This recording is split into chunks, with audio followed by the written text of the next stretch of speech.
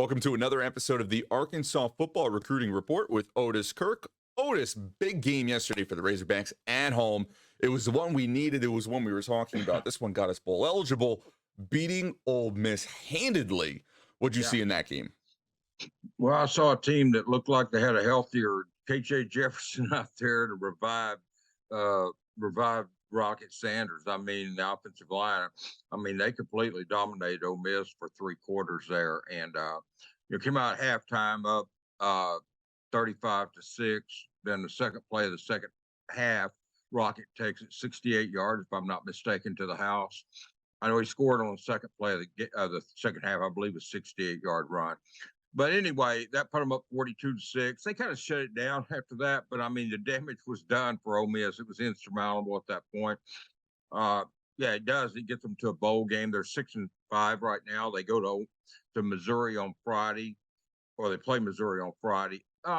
Think about Missouri. They're 5-6. They're going to be dangerous. I mean, they're at home. They're playing for their bowl eligibility. I mean, they're doing what Arkansas did yesterday. They're playing for their bowl eligibility. And yeah, Alyssa actually just told me a crazy stat. Alyssa, when was the last time Arkansas won in Columbia? She's got her headphones in. Alyssa, never mind. I think it's been like 80 years. Yeah, which is just a crazy number. Yeah, they don't play well up there. The last time I was up there, what was it, Mike? 1944. Yeah, last time I was up there, I think it was 38-0. Chad Morris was his coach then, and then I know Felipe didn't play the last 3 up in 2020, and Missouri won. They got the ball the last, and Arkansas scored in the closing seconds, and then Missouri got the ball back and went down, kicked the game-winning field goal. So yeah, that's a tough place for Arkansas to win. Missouri's going to be motivated. People ask me, well, Arkansas is bowl eligible. What would be the motivation other than just winning? Well, I mean, you're playing for a bowl game. I mean, you're playing for a better bowl is what I'm saying. Not a bowl game, but a better bowl. I mean, right now I'm looking at probably 5 bowls that has outside. I think one of the 5 will be where Arkansas goes. Probably it wouldn't be the bottom. Maybe probably the bottom would be Las Vegas on December the 17th. I think the top bowl would be the Gator Bowl. And to have any chance at the Gator Bowl, Tax Slayer Gator Bowl, which is on December the 30th, they've got to beat Missouri to have any chance. And then they may not go to the Gator Bowl. But to me, that's the top one that they probably have a chance to go. The other bowls would be the Liberty of Memphis, Music City in Nashville, and then the Texas Bowl down in Houston. It'll be one of those 5 bowls. I feel like I could say almost 100%. It will be one of those bowls. And if they're 7-5, they have a better chance. They have a better chance at going to, one of the upper tier of that group, whatever people consider. I've been to Jacksonville. I've been to Nashville, Memphis. I've been to all those cities, but I mean, I haven't been to the Vegas Bowl, and I didn't go when Arkansas went years ago. I was sick, and so I didn't go years ago. They played out there, and I didn't miss much. They didn't show up to play, but it's a place you can get distracted pretty easily. No, I've been to the Music City Bowl, been to, obviously the Liberty Bowl. And, the Gator Bowl down in Jacksonville, they went to Florida last year. So, but Liberty Bowl was here for the Liberty game. I will say that, the Liberty Bowl was represented at the Liberty game. And people say, well, Arkansas lost that game. That doesn't make him. The Liberty Bowl knows that Arkansas brings a ton of people to that game. And it's all about the greenback, man, the money. Show me the money. And Arkansas fans will show them the money because they will go to that game. I was over there when the last time Arkansas went, they played Kansas State. And that place was full of Arkansas fans. And I mean, there's a lot of people in eastern Arkansas that maybe don't get to come to Fayetteville. Now, if they're not playing every year in Little Rock, they may not get to see the Razorbacks because of gas prices, inflation, just the normal stuff that, they can't afford it. And that would be a great trip for them to go to the Liberty Bowl. So I hope it's the Liberty Bowl myself. I know people scoff at that. I don't want to go to Liberty Bowl. Well, when you're 6, you don't want to go anywhere warmer. Yeah. Well, I mean, I mean, I love warm weather, so the Gator Bowl would be fine. But there's something about the Liberty Bowl. They run a good bowl there. They really do. They run a good bowl. Kickoff there is at 4:30. It's at 8 o'clock at the Texas Bowl at night. Uh, I'm really hoping they don't go to the Texas Bowl. There's something about that bowl that I just don't. It doesn't thrill me like it does most people. I know that's probably crazy to say that, but I've never gotten thrilled about the Houston Bowl or Texas Bowl. I'm sorry, in Houston. Mhm. But the Gator Bowl, yeah, it'd be fine. I'd love to go to Vegas myself. I haven't been there Yeah, since me too. May of 2019. The last time I was there, I was at a concert with my date, but that's the last time I've been to Vegas. Something called COVID hit after that, and so, but yeah, I'd love to go back to Vegas. I mean, that'd be awesome. I don't know what Lanny would say about the trip, but I know it would be an awesome trip. I would love it. So, and it is December the 17th. It's the first one on this. The Liberty Bowl and Texas Bowl are December the 28th. Uh, Music City's New Year's Eve, and Gator Bowl is December 30th. I think I've already said that, but I'm just giving people an idea of when these really. The Vegas Bowl is the 17th. The others are 28th through the 31st, right there. And the Liberty Bowl and Texas Bowl follow each other. You play the Liberty Bowl on ESPN. As soon as it's over, they go to the Texas Bowl on ESPN. So those are both, like I said, December 28th. So, either way, I mean, none of those are going to be the Outback Bowl. I know that's changed its name this year. I get that, but it was the Outback Bowl last year. It's not going to, I mean, it's not going to be that. It's not going to be the Cotton Bowl, but it's going to be a decent bowl. The big thing is, some teams are going to get 15 extra practices. The young guys are going to have fun, get to learn, get to work. It's a reward, man. It's a reward for the people who covered the Hogs. It's a reward for the players who played. It's a reward for the coaches. It's a reward for everybody. I was talking to somebody the other day, and it's a reward. I mean, it's extra football. It's a game, and wherever you go, not every team's going to go. There was a lot of years where Arkansas didn't go to any bowls, so that's why I don't turn my nose up at any bowl, because there have been many years where Arkansas didn't go to any bowl. So Yeah. whatever. But I do feel confident we'll say it'll be one of those 5 bowls. Yeah, no, it's going to be my first bowl game, so I'm excited no matter where we go. Yeah. Otis, how important do you think one more win would be for recruiting? Do you think it would be? Do you think it wouldn't be? I think it's always important to win. I don't know that I don't know that losing kills you, but it never helps. I mean, people may look at the opportunity. If they lose, I think players will look at the opportunity. Well, maybe I could play there. They've got issues. I mean, if I'm a quarterback and I'm sitting in the stands at the LSU game when Arkansas played, I'm thinking, if KJ's not here, I've got a good chance to play. I mean, and I mean, you can look at it that way. But winning 7-5, like, look, here's the deal with winning. You asked me about winning one more game. Here's the deal about that. You can go out and beat Missouri, then you go to a bowl game. You're closing this season with a 3-game winning streak, Will. You're 8 and Yes, you 5 are. you're 8 and 5 instead of maybe 6 and 7. I mean, Arkansas could lose to Missouri, then lose the bowl game, be 6 and 7, have a losing record. So I mean, there's a big difference in 8 and 5 when you go into these homes and you've got momentum from winning those 3 games. You go into these homes and see these recruits. It's huge, man. I mean, there's a big difference between 8 and 5 and 6 and 7, and Arkansas is going to be, or they could be 7 and 6, but they're going to be somewhere in that group. And winning another game equals a chance to win another game. So I think it's huge in recruiting. I think it's just huge for the program. You're building a program, and one of the ways you build a program, obviously, Will, is recruit. So yeah, I think it's big to win another game. And then when you win that one at Missouri, then you take it and you try to win the bowl game, and then you're feeling positive about yourself when you go out here, not just the recruiting, but the spring, the off-season conditioning, the spring football. You're feeling positive about yourself. The summer workouts. I think kids, if they're inspired and coming off what they feel is a good end to the season, they're more inspired to go out there and work hard. I mean, I'm not saying they wouldn't work hard if they lose, but I'm just saying I think they feel more inspired. I mean, you see what hard work does for you. Yeah, no, absolutely. I agree with you there. Let's get into recruits themselves, and let's start with Donovan Witten, who Yeah. from Arkadelphia was there yesterday at the game. Yeah, he was. And I'll tell you what, they beat Ozark Hillbillies Friday night. They've got Rivercrest this Friday once again at Arkadelphia. Arkadelphia is 10-0 now with that win over Ozark. They're undefeated. They've been number one most, if not all the season, most of the season.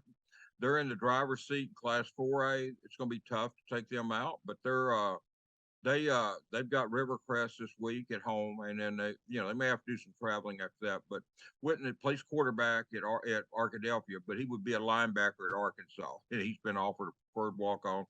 And he's 6'3", 220. He played linebacker as a sophomore. He's got offers from basically all people. Want to know when I say it's all the old AIC schools. I'm talking about Henderson State, where I went to college, Washita, UCA, Arkansas Baptist, Southern Arkansas. I mean, he's got a lot of offers to play quarterback at those schools, but to play Power 5 Division I, Arkansas is his lone offer right now. Doesn't mean they will be, but only by the time he makes a decision.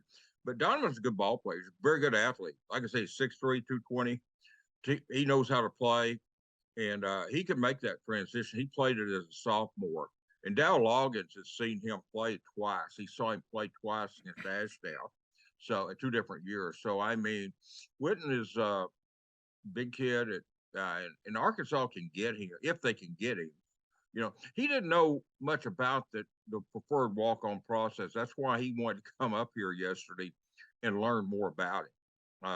By the way, I mean, you can read all this on Hogville or Pig Trail Nation. There is a recruiting story on him on Friday. Pretty long story, probably 8-minute interview. And then the next kid we'll talk about is Malachi Henry from Van Buren, a wide receiver. And there's also a story on Friday from him there. And pretty much the same boat as Whitten. I mean, Malachi's a wide receiver. Now, he's got a lot of offers. He's got more offers than Donovan does. And this kid, tell you one thing, his dad's the coach at Van Buren, Mo Henry. And here's the thing about Malachi. And I'm sorry I transitioned right into that, but I wanted to say No, it's fine. he's got a great foundation at home. I mean, as does Whitten. And that's the thing that's impressive about Whitten and Malachi. These are kids that are almost 4.0 students. They've got very good ACTs. Yeah, they've got very great foundations at home. And it allows them to not only get offers from colleges, and many of the Ivy League schools have offered Henry. So I mean, he's got a chance. Yeah.